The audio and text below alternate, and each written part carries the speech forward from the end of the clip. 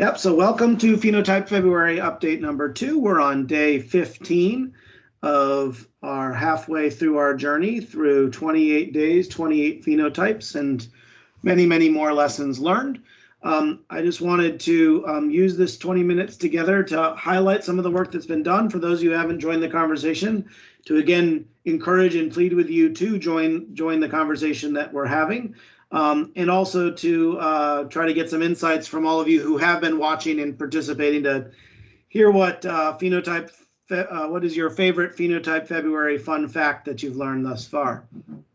So, reminder for those of you who are joining for the first time, Phenotype February is our community activity where we are spending 28 days to talk about 28 phenotypes and more generally talk about the process of phenotyping. And so we've been kicking this off, and we've made it halfway through with successful conversations initiated on 15 different diseases thus far.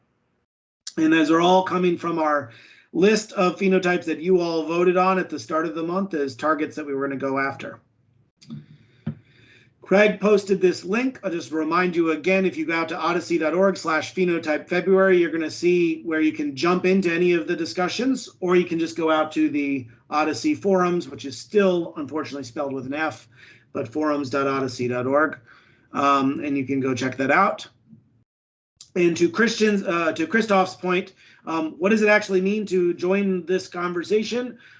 Well, on the forums, you are going to see discussions that have been initiated by members of our community, and we really want you to participate. That means click reply, start typing your own thoughts, comments, feedback, whatever. You can explore the content that has been provided. We've provided a bunch of public references and materials that you can explore, and you can reply with your thoughts. You can upload files and all of that kind of thing. But really, we just want to engage in a conversation together about what's going on. We have also posted a huge amount of actual results already publicly available. And so if you have data and would like to generate results and contribute results, you can do that by executing any of the definitions that have been shared on your own CDM and sharing back results. If you don't have data or you don't want to share, you can just review the results that are already posted out on data.odyssey.org.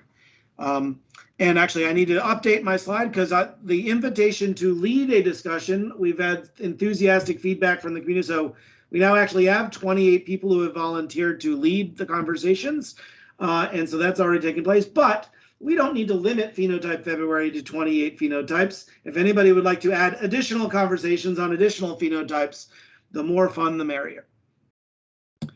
Resources that I want to remind you about that have been being used for these first 15 days and will continue to be used. We have a public instance of Atlas at atlas-phenotype.odyssey.org. This is the Atlas instance that's being used by our Phenotype Development Work Group, and that's where we've been posting public definitions to initiate these conversations. You can review those, comment. To Christoph's point, if you think that there's an issue and want to suggest an alternative, you can post on the forums, and we can upload different definitions up into this one common place that's a read-only version, just so we don't trample on each other. We also have a cohort diagnostics instance that is publicly available at data.odyssey.org/phenotype February. And so you can absolutely go review any of the results. I think Gowtham's updated as of maybe only like a day or two ago with all of the phenotypes that have been created throughout the months, and we'll continue to keep that up to date. And for those of you who actually just want to download cohort diagnostics and run all of the current phenotypes, you can go out to GitHub/Odyssey Studies/Phenotype February. And as Azza mentioned, the Phenotype Development Work Group is doing a great job of trying to keep synchronous conversations alive too on our Friday office hours. Or you can reach out to Gowtham and Azza if you're just looking for a one-on-one session to work on phenotypes. And we know several folks have already reached out. And as Azza was able to showcase this week, even one of the office hour meetings turned into one of the posts this week, which was really great to see the community collaboration in action. So where are we at in Phenotype February? We are 15 days in. We've done type 2 diabetes, type 1 diabetes, atrial fibrillation, multiple myeloma, Alzheimer's disease, hemorrhagic events, neutropenia, kidney stones, delirium, lupus, suicidal thoughts, Parkinson's disease, attention deficit hyperactivity disorder, hypertension, and acute myocardial infarction. And we're not even done. We still have 13 more days to go after this. But for those 15 diseases, there are already conversations that have been started, already some pretty cool results that have been shared. And I encourage all of you to go to any and all of those conversations and join the discussion about what we can learn and how we can develop best practices together. Specifically because I'm getting worried that some of you aren't paying attention, and I'm hearing these comments about that all of these posts are intimidating to read. I want to encourage you all, and I'll post in the chat right now, that we've started a poll everywhere thing that I'd like for you guys to be thinking about for the next 15 minutes and posting your responses. It's out at pollev.com/Patrick Ryan. And the question is, what has been your favorite Phenotype February fun fact so far? So please go in there and enter in your thoughts and impressions of anything that you've learned that you thought was interesting. And also, if you see a fun fact that's been posted so far that you would like to follow, you can give it a thumbs up and upvote those. And we'll look to see what kind of insights you've shared, been fun facts that you've entered in thus far. So please go there and enter in your own impressions about what you've learned halfway through Phenotype February. What I'm going to do right now is give a quick whirlwind tour through the last week of the topics that we've discussed, and I'll ask Azza and Joel and Gowtham to provide a quick one-sentence summary of theirs.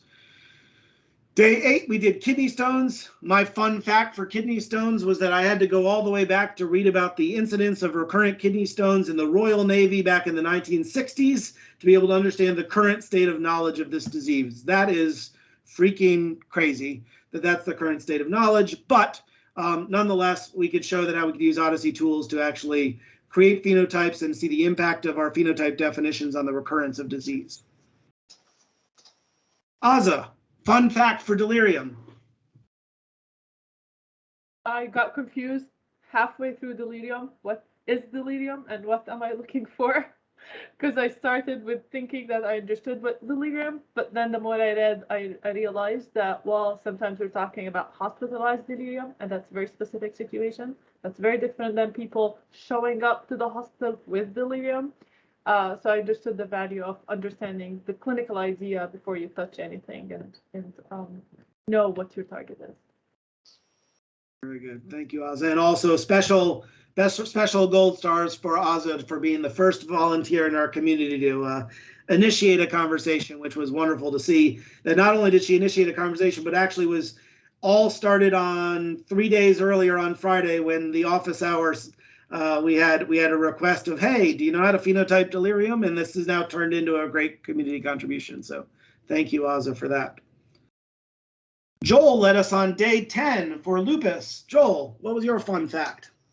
Well, the big thing that I learned is going back to Odyssey and the power of community.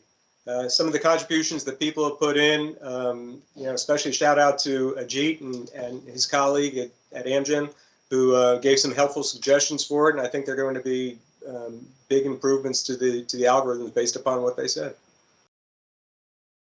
Very good. Thank you, Joel, and thank you for both posting and initiating this conversation on lupus, as well as demonstrating very nicely how Phevaluator has been very applicable to add to many of the conversations that have been going on this month. Azza double dipped and did a second leadership on the topic of suicide attempts. Azza, your fun fact on suicide, which sounds like an awful thing to say. I'm between delirium and suicide. I'm not sure it's gonna. Where will I end with my mental powers at the end of this? Okay, so I'm not copying Joel, but my main takeaway from this was it is never done unless you exchange notes with the people who actually did work in the same sphere. So suicide is something that my work in J&J is very interested in, and we've been doing work a lot trying to come with the right phenotype. I thought I solved the problem at least for my work, and then I put the post and I got so much feedback that I realized that, oh my goodness, I still have things that I did not think of, and precisely for phenotype, I did not put one have to think how to model the events of phenotype and what exactly is the appropriate washout period between two events to be considered two independent events and not the occurrence of the same phenomena. So very important, the contribution of the community, very important to talk to others. Literature can serve telling you what's the problems, but nothing is as good as talking to others who know more about the topic. Very good. And I'll just add to that. I know Christoph's done a lot of important work here, and I think the other lesson learned is we need to remember that a lot of our Odyssey tools and the OMOP CDM and the vocabulary are living objects, and so we need to be constantly mindful of looking at vocabulary mappings, figure out where prior versions were bad and whether or not we can improve them, or whether or not they have already been improved. And I think you and Christoph have been having a good conversation to see where do we get to, and whether or not we're now at a point where we can use standardized definitions, or do we still have a bunch of source codes that we need to work through, which is a great opportunity to connect with our vocabulary team to iterate through those issues. Very good. Day 12, Allan Wu started a conversation on Parkinson's. I didn't see Allan on the list. Is Allan here? Yeah, I didn't see him. In which case, I'll just speak. Oh, I am here. Oh, hey, Allan. Hello. Can you share your fun fact from day 12? Well, you know, I just have to be so impressed by this entire group and the energy here. It was an opportunity for me to express a lot of the ideas we've been pursuing on Parkinson's. And my fun fact is that when reading all these things, I'm just going to pick one of them. When is lupus like Parkinsonism? It is when you realize that the two have much more in common, trying to figure out a diagnosis early from very vague codes in Phenotype Phebruary. So learning a lot about the other conditions as well. But thank you for allowing me to be present in this community, and look forward to contributing more. Awesome. Thank you, Allan. And thank you, Allan, also for the courage to, Allan reached out and said, I don't have an OMOP CDM instance, so is it still something I can participate? But actually, I learned way more about Parkinson's from your post and your clinical expertise that made it actually way easier for me to help you with actually building a phenotype. And I wouldn't have done any of the things that I actually implemented if it wasn't for the leadership and the clarity of thought that you provided. So that was great fun for me too. Day 13, I posted about about attention deficit hyperactivity disorder, sharing one of the experiences we had at J&J over the last couple of years. The short version is, do not trust labels of codes. If you think a code is too broad because the label sounds too broad, you need to actually go see what does the data actually tell you. And I provided a little trick here of maybe you could actually create an exposure cohort and look back to see what codes actually get used to represent a disease, rather than making some presumption based on the label that's provided by any ICD or SNOMED code. Gowtham kicked off Valentine's Day with a study of heart diseases. And yesterday was kickoff of that for hypertension. Gowtham, what was your fun fact about hypertension? Man, writing the clinical description, hypertension is not easy.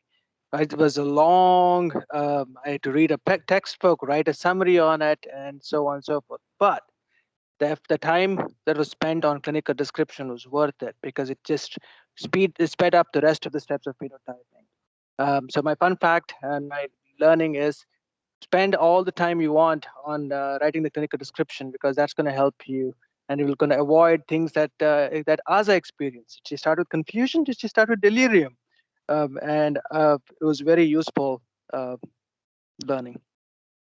Very good. Thank you, Gowtham. And right back to you. Today, you've kicked off the conversation about acute myocardial infarction. Any fun fact that you'd like to share here? Yeah, I'm still reading about it. There's so folks have asked about acute myocardial infarction, but I want to understand from the community. Are we talking about non-ST elevated myocardial infarction? Are we talking about ST elevated myocardial infarction? Are we talking about unstable angina? It is a broad topic, so we're still in the clinical description state. And by the end of the day, I need to get into evaluated cohort definition. Very good. Thank you, Gowtham. So I'm going to drag this over here and encourage all of you to share your thoughts at pollev.com/PatrickRyan800. What has been your favorite Phenotype February fun fact so far? We're getting lots of votes that the clarity of the clinical description matters. We're also seeing that people are excited by the number of times that Gowtham posts before 5 a.m. My guess is that Azza may feel differently about that. We're seeing I commit to not look at codes before writing a clinical description has received a few votes there. I learned through the power of the community. Feedback from others actually improved my algorithms. We learned that atrial fibrillation has been misspelled for far too long. We missed an opportunity for far there, but I still like the 2 votes there. I use the ADHD example all the time, and now it's documented in detail. One should think hard about washout period when modeling events to avoid double counting. That there's been over 120 algorithms on Parkinson's disease that have been published, which is kind of crazy. And that's so interesting how people approach the same clinical question in different ways, and this is the reason why our community is so important and essential. I encourage you guys to continue to post your reflections and thoughts, and we'll do this again next week as we continue to try to learn from each other. So thank you for that so far. But I'll go back here to highlight in the last 4 minutes where we are going on our journey. So we've gotten through 15 days of Phenotype February. We've started 15 conversations. We want you all to engage in it. But I want to thank in advance Gowtham, Azza, Adam, Evan, Asia, Rupa, Jill, Judith, Tiffany, and Juan, Anna, and Claudia for already volunteering to fill up the rest of Phenotype February with some fun phenotypes that we'll all be able to learn about. You're going to see some more work in cardiovascular. We're going to see some topics of neurologic diseases. We're going to get a few more cancer, oncology indications in there, some rare diseases, some mental health diseases. We heard from the community interest in drug-induced liver injury, and Anna's going to tackle that. So a lot of really fun things to look forward to. Encourage all of you to go out to the forums and participate in the conversations that are going on.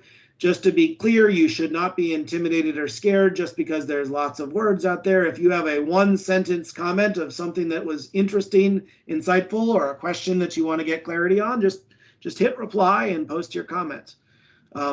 Ultimately, I think the value that's come from the conversations thus far has been the interaction and the back and forth that we've all shared with each other. And so I really encourage you all to go join those conversations, share your data, and if any of these 28 phenotypes doesn't look like your particular excited topic, feel free to kick off yet another phenotype on one of these days in Phenotype February. The more the merrier for us to just focus as a community on Phenotype February and the fun facts that we can learn when we phenotype together as a collaborative. So with that, I will stop and I will open it up if anybody has any questions. Do have a couple minutes here, so if anybody has a question that you want to either raise your hand, or since nobody is there yet, just ask it. I know we've had a couple good questions in the chat that have been answered throughout.